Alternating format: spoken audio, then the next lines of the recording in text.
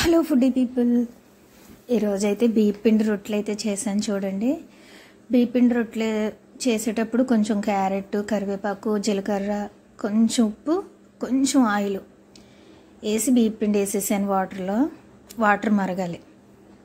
వేసిన తర్వాత ఇలాగ వస్తుంది మనకి. అదే మన పాల తాలికలకి ఎలా వేసుకుంటామో సేమ్ అంతే, సేమ్. కాకపోతే మనం కొంచెం క్యారెట్ అవన్నీ వేసుకున్నాము, చాలా బాగుంటుంది. దానికి పుట్నాల పప్పు చట్నీ అయితే చేసి ఇది పక్కన పెట్టేశాను. చేసిన తర్వాత ఇది తీసుకుని మనం సేమ్ పాల తాలికలకి ఎలా చేసుకుంటామో సేమ్ అంతే. కొంచెం ఆయిల్ మట్టుకు యాడ్ చేసుకోవాలి, మన ఇష్టం. కావాలంటే ఏమన్నా వేసుకోవచ్చు. క్యారెట్ అయితే బాగుంటుందని క్యారెట్, నేను జీలకర్ర అయితే వేసాను.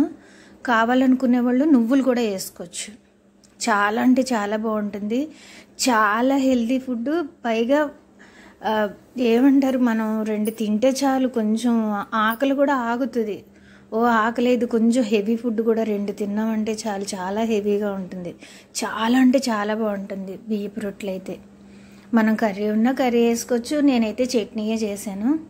చూడండి ఎంత స్మూత్గా ఉంటుంది అంటే అసలు నోట్లో పెట్టుకోగానే కరిగిపోతుంది. అసలు అంత బాగుంటాయి బియ్యపు రొట్టెలు.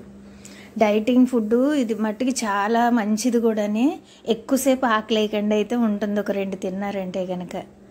దీనికైతే కాంబినేషన్ నేనైతే చట్నీయే చేశాను. కూర ఉన్న వాళ్ళు కూడా నచ్చిన కర్రీ చేసుకుని కూర వేసుకుని తినొచ్చు. ఓకే, వీడియో నచ్చినట్టయితే లైక్ చేయండి, షేర్ చేయండి, సబ్స్క్రైబ్ చేసుకోండి, కామెంట్ చేయండి. ఈ బియ్యపు రొట్టెలు అయితే ఒకసారి ట్రై చేయండి, చిన్నపిల్లలకైతే చాలా మంచిది. Okay, bye.